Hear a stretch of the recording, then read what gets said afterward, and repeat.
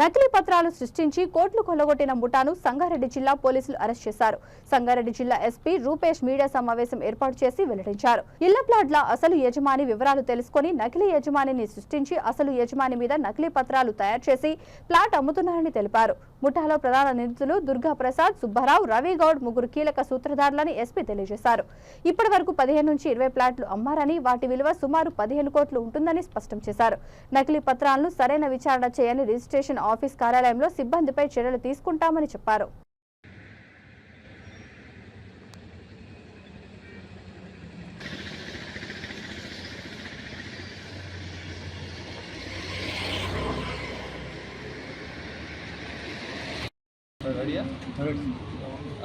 Very good evening. ఈరోజు Sangareddy CCS పోలీసులు ఈ నకిలీ ఆధార్ కార్డ్స్, నకిలీ ఈ ఆస్తికి సంబంధించిన వంశస్థులని, నకిలీ ఓనర్స్ని తయారు చేస్తూ ఈ ఖాళీగా ఉన్న ప్లాట్లన్నింటినీ కూడా వాళ్ళ పేరు మీద రిజిస్ట్రేషన్ చేసుకోవడం జరుగుతూ ఉంది.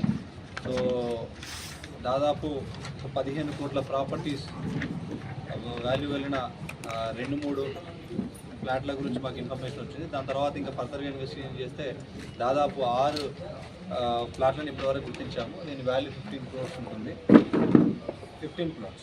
సో దీనిలో బేసిక్గా వీళ్ళ ముగ్గురు దుర్గా ప్రసాద్ అలియాస్ అశోక్, సుబ్బారావు మరియు రవిగౌడ్, ఈ ముగ్గురు కూడా ఒక ముఠాగా ఏర్పడి అమీన్పూర్ ప్రాంతంలో, ఇప్పుడు పట్టణీకి మన హైదరాబాద్ ఎక్స్టెన్షన్ అవుతున్న కొద్దీ చాలా డెవలప్మెంట్ అనేది మన పట్టణ అమీన్పూర్ ప్రాంతంలో జరుగుతూ ఉంది.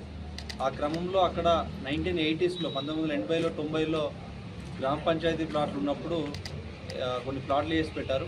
సో వాటిల్లో కొన్నిటిని ఐడెంటిఫై చేసి, ఏదైతే ఓనర్ రావట్లేదు అనేది కొన్నిటిని ఐడెంటిఫై చేసి వాటి యొక్క ఈసీలు తీసేది, వీళ్ళు ఇన్కమ్ రెన్స్ సర్టిఫికేట్ తీసి దానిలో క్లియర్గా టైటిల్ ఉండి 1990s 80s నుండి టైటిల్ ఉన్న తర్వాత వేరే ఎవరు లేదనుకున్నప్పుడు ఆ ఓనర్ పేరు మీద, సపోజ్ ఒక అనిల్ అనే ఒక పేరు ఉందనుకోండి, అనిల్ అనే పేరు ఉంటే ఆ అనిల్ అనే పేరు ఆ ఓనర్ ఎక్కడున్నాడో తెలియదు, ల్యాండ్ లేడు కాబట్టి ఇంకో సమ్ ఎక్స్పర్సన్ని ఆయన ఆధార్ కార్డు పేరు మీద పేరు మార్చి అనిల్ అనే పేరుతోటి ఆధార్ కార్డు సృష్టించి వాళ్ళని తీసుకొచ్చి వాళ్ళ పేరు మీద ఫస్ట్ ఒక జీపే చేసుకోవడము, జీపే చేసిన తర్వాత ఈ జీపేని బేస్ చేసుకొని మళ్ళీ ఒక రిజిస్ట్రేషన్ చేయడము, దాని తర్వాత మళ్ళీ ఒక గిఫ్ట్ డీడ్ చేయడము, ఇలా ఒక chain of fake documents, fake registration చేసి ఆ కొత్తగా లింక్ అనేది క్రియేట్ చేస్తారు. సో చేసి మళ్ళీ దాన్ని వేరే వాళ్ళకి అమ్మడం జరుగుతూ ఉంది.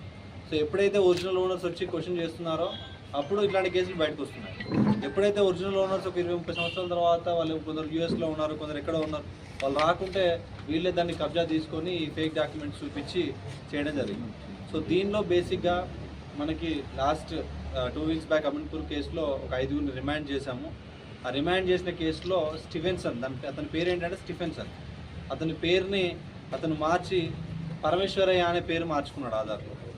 ఆ ఆధార్లో ఎలా మారిందని ఫర్దర్గా ఇన్వెస్టిగేషన్ చేస్తే వీళ్ళు ఒక నకిలీ ట్రాన్స్ఫర్ సర్టిఫికేట్, ఒక పాత స్కూల్కి ఏదో చూపించి ఆ స్కూల్లో ఇతని పేరు స్టీఫెన్సన్ అనే పేరు పరమేశ్వరయ్య అని ఉండే అని చెప్పేసి ఒక